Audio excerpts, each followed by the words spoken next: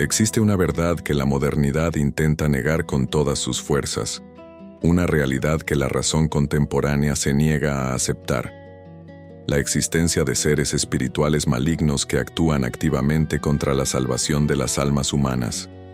Durante siglos, la Iglesia Católica proclamó esta verdad con autoridad divina. Los santos dieron testimonio de ella, los sacerdotes la experimentaron. Y, sin embargo, en tiempos modernos, muchos, incluso dentro de la propia Iglesia, han preferido guardar silencio sobre esta incómoda realidad. San Agustín de Hipona, quien se convertiría en uno de los más grandes intelectuales y teólogos de la historia cristiana, fue testigo directo de experiencias que transformarían por completo su comprensión de la realidad espiritual. No se trataba de meras especulaciones teóricas ni de interpretaciones de textos antiguos, sino de encuentros directos, perturbadores e innegables con fuerzas que trascendían claramente lo natural. Sus experiencias con la posesión demoníaca y la invisible guerra espiritual moldearon su teología, influyeron en sus escritos y dejaron una huella imborrable en su comprensión del alma humana y el cosmos. San Agustín nació en Tagaste, en el norte de África romano, en el año 354. Hijo de padre pagano y de una devota cristiana llamada Santa Mónica, nació durante una época de profunda transición religiosa en la historia del Imperio Romano. En su juventud, Agustín fue un hombre de pasiones turbulentas, constante búsqueda intelectual y una vida licenciosa alejada de Dios. Él mismo admite en sus confesiones que vivía esclavo del pecado, que sus deseos carnales lo dominaban y que su razón, aunque brillante, estaba completamente al servicio de sus bajos apetitos. Pero a medida que crecía y avanzaba en sus estudios filosóficos, comenzó a sentir un vacío interior que ninguna satisfacción material podía llenar. Sus amigos lo observaban con preocupación. Su madre oraba continuamente por su conversión. Y fue durante esta época turbulenta cuando Agustín empezó a experimentar fenómenos que no podía explicar racionalmente. Sensaciones de una presencia maligna, sueños perturbadores que parecían más reales que la propia vigilia, e impulsos de cometer actos que contradecían por completo su voluntad consciente. Si te das cuenta de que existe una realidad espiritual mucho más profunda de lo que la mayoría admite, si de verdad deseas comprender la naturaleza de la guerra invisible que impregna nuestra existencia, suscríbete a nuestro canal ahora. Tu suscripción nos permite compartir las verdades que conocieron los santos, las realidades que la modernidad intenta suprimir. Pulsa el botón de suscripción, activa las notificaciones y acompáñanos en este viaje de profunda comprensión espiritual. El mundo necesita escuchar estas historias. La Iglesia necesita recordar estas verdades. En sus propias palabras, recogidas en las confesiones, Agustín describe el conflicto interno que lo atormentaba. Exclama: «No hago el bien que quiero, sino el mal que no quiero hacer. Esto es lo que sigo haciendo». Esta descripción no es una mera expresión poética de un conflicto psicológico común. Es el testimonio de un hombre que experimentaba una auténtica batalla entre dos voluntades: su voluntad racional, que deseaba el bien, y otra fuerza que lo impulsaba repetidamente al mal. Cuando Agustín inició su camino hacia la verdadera conversión, especialmente tras su encuentro con San Ambrosio, obispo de Milán, experimentó episodios cada vez más perturbadores. Decía sentir una presencia maligna y palpable en su habitación por las noches. Decía oír voces que no eran las suyas, susurrándole tentaciones específicas que solo él conocía. Se sentía literalmente poseído por una fuerza externa que se oponía a su voluntad de servir a Dios y abrazar la verdadera vida cristiana. Uno de los relatos más perturbadores que Agustín menciona en sus escritos narra un episodio concreto en el que visitaba la tumba de un mártir. Allí se encontraba una mujer manifiestamente poseída por un espíritu maligno.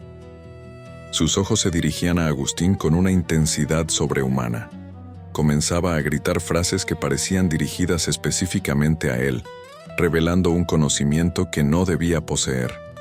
El demonio que la poseía reconoció en Agustín un creciente poder espiritual, un alma que se estaba redimiendo, y su reacción fue de pura hostilidad. Agustín quedó profundamente impresionado por este encuentro. No se trataba simplemente de una mujer con problemas mentales ni de una víctima de delirios. Era algo que trascendía por completo la explicación psicológica ordinaria.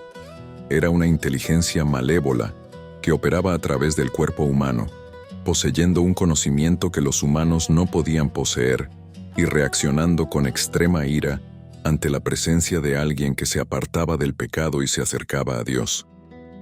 A medida que Agustín avanzaba en su camino espiritual, convirtiéndose plenamente al cristianismo y siendo ordenado sacerdote y luego obispo, sus experiencias con lo demoníaco se volvieron cada vez más profundas y complejas. No solo presenció posesiones en otros, sino que comenzó a comprender la sutileza de la guerra espiritual. Entendió que el diablo no opera únicamente mediante posesiones dramáticas y manifestaciones evidentes, sino también a través de tentaciones sutiles, la corrupción gradual de los pensamientos y la introducción de filosofías e ideologías falsas que alejan a las almas de Dios. En su obra monumental La ciudad de Dios, escrita tras la caída de Roma en 1510, Agustín dedica extensos pasajes a la naturaleza de los demonios y su influencia en la humanidad. Describe cómo los demonios no son meras abstracciones filosóficas ni símbolos del mal interior. Son seres reales, inteligentes, malévolos y en constante actividad. Escribe con absoluta autoridad. Los demonios son seres reales que poseen inteligencia y libre albedrío. Su único propósito es apartarnos de Dios y conducirnos a la condenación eterna. Agustín comprendió, a través de sus experiencias, que existen jerarquías de demonios, al igual que las hay de ángeles. Algunos son aparentemente más poderosos, más inteligentes y están mejor organizados. Otros son menos poderosos, pero potencialmente más insidiosos en sus tácticas. Observó que los demonios parecen colaborar, coordinando sus ataques contra ciertas almas, especialmente aquellas que progresan espiritualmente o que tienen el potencial de servir a Dios de manera significativa. Una de las enseñanzas más profundas de Agustín sobre este tema radica en su comprensión de que el diablo conoce nuestras debilidades específicas mejor que nosotros mismos. Conoce nuestros pecados particulares, nuestras tentaciones más probables, nuestros puntos débiles emocionales, y trabaja sistemáticamente para explotar estas debilidades. No es algo fortuito, sino estratégico y calculado, fruto de una auténtica inteligencia. Agustín relata que, durante sus años como obispo de Hipona, con frecuencia debía enfrentarse a casos de posesión genuina. A diferencia de muchos que consideraban estos fenómenos como mera enfermedad mental o superstición, Agustín abordaba cada caso con el discernimiento de quien había estudiado profundamente la naturaleza de lo demoníaco. Desarrolló criterios para distinguir entre la posesión genuina y la perturbación psicológica común. La verdadera posesión manifestaba un conocimiento humanamente imposible de poseer, una fuerza sobrehumana y una reacción específica y hostil ante la invocación del nombre de Jesucristo y el poder de los sacramentos. Un caso particularmente significativo que documentó Agustín involucró a un joven que había participado en rituales paganos en un templo dedicado a una falsa deidad. El joven comenzó a manifestar conocimiento de lenguas que jamás había aprendido. Su voz cambiaba por completo cuando algo dentro de él hablaba. Revelaba conocimientos ocultos sobre la vida de las personas que lo visitaban. Aún más perturbador, cuando Agustín le ofrecía aceite bendito o agua bendita, la entidad que lo poseía manifestaba una reacción de pura aversión y odio. Agustín comprendió que lo que presenciaba no era una enfermedad común, era una inteligencia maligna que se había apoderado del cuerpo humano y lo utilizaba como instrumento. No abordó estos casos simplemente con la oración, sino con la clara convicción de que libraba una auténtica batalla espiritual. y esto requería no solo fe, sino también la autoridad espiritual conferida por la Iglesia de Cristo. Con el paso de los años, sobre todo en sus últimos años como obispo, Agustín comenzó a sistematizar su comprensión de lo demoníaco y a transmitirla a sus sucesores y a los estudiosos de la teología. Reconoció que si la Iglesia no comprendía la auténtica realidad y gravedad de la posesión demoníaca, sería vulnerable a un error aún mayor: creer que el diablo no existe o que su influencia es mínima. Una de sus enseñanzas más profundas, y que sigue vigente hoy en día, consiste en su observación de que el mayor truco del diablo es convencer a la gente de que no existe. Si no crees en su existencia, no tomas precauciones contra su obra. Si niegas su existencia, niegas la necesidad de defensa espiritual. Y así, puede obrar libremente, sin resistencia alguna. Agustín también desarrolló una profunda comprensión de cómo el diablo opera mediante la corrupción de las estructuras mismas del poder y la autoridad eclesiástica. Durante sus años de estudio, observó que el diablo no solo ataca las almas individuales, sino que busca infiltrarse en las instituciones religiosas, corromper a los líderes espirituales y transformar la Iglesia de Cristo en un instrumento de sus propios fines. Esto lo llevó a ser particularmente vigilante respecto a la ortodoxia doctrinal y la integridad moral de quienes enseñaban en nombre de Cristo. En sus últimos años, cuando su salud empezó a deteriorarse y la muerte se acercaba, Agustín dictó sus últimas reflexiones a sus secretarios. Con frecuencia volvía al tema de la auténtica realidad de la guerra espiritual. Expresaba su preocupación de que las generaciones futuras pudieran llegar a ignorar o minimizar las verdades que él había aprendido por experiencia propia. Sabía que habría momentos en la historia de la Iglesia en que se negaría la existencia del demonio, en que la posesión se explicaría como una mera enfermedad psicológica, en que la Iglesia perdería la comprensión de las realidades sobrenaturales. Pero Agustín también dejó un legado claro: la victoria final pertenece a Cristo, que si bien el diablo es real y peligroso, su poder es limitado, que se le puede resistir mediante la fe, la oración, una auténtica vida sacramental y la obediencia a Dios. Agustín había experimentado la transformación personal de la esclavitud del pecado a la libertad en Cristo, y comprendió que esta transformación era posible porque Cristo es infinitamente más poderoso que cualquier fuerza demoníaca. Su comprensión definitiva de la posesión demoníaca se resume en un pasaje que escribió específicamente para las generaciones futuras. El diablo es real. Su maldad es genuina. Sus ataques son específicos e inteligentes. Pero Cristo venció al diablo, y quienes permanecen en Cristo participan de esa victoria. La posesión puede ocurrir. La tentación es constante.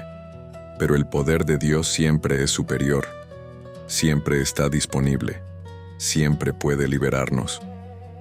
Las experiencias de San Agustín con lo demoníaco transformaron radicalmente su teología. Ya no podía hablar de Dios de forma meramente abstracta o intelectual. Su fe había sido puesta a prueba, refractada por encuentros directos con fuerzas que claramente trascendían lo natural. Su comprensión de la salvación se volvió mucho más concreta. No se trataba simplemente del perdón de los pecados, ni de una purificación moral ordinaria. Era la liberación literal de la auténtica esclavitud, de la posesión real.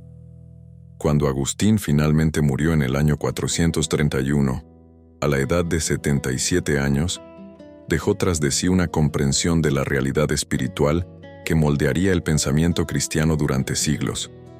Sus escritos sobre demonios y posesión se convirtieron en textos de referencia para toda la Iglesia. Exorcistas posteriores estudiarían a Agustín. Teólogos estructurarían sus ideas basándose en sus reflexiones. Los santos que le sucedieron encontrarían en sus escritos la confirmación de sus propias experiencias con la realidad demoníaca.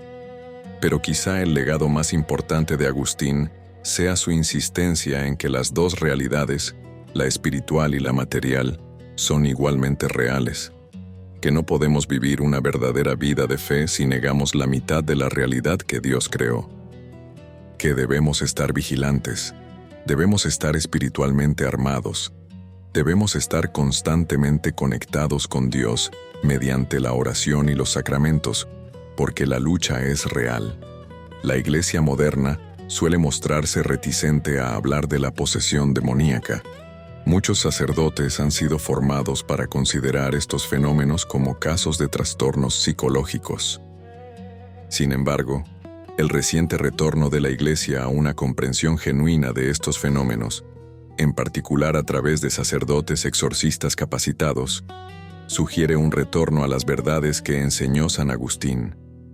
Las posesiones van en aumento.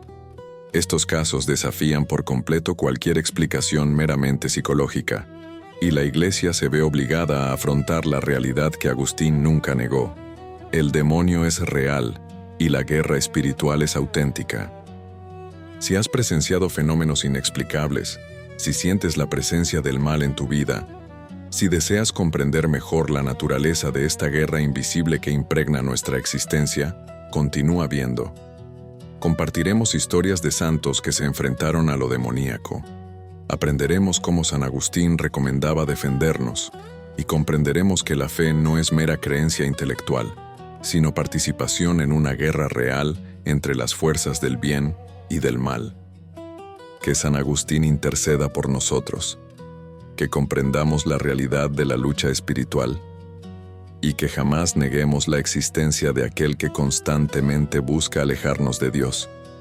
La victoria pertenece a Cristo, y en Cristo somos más que vencedores.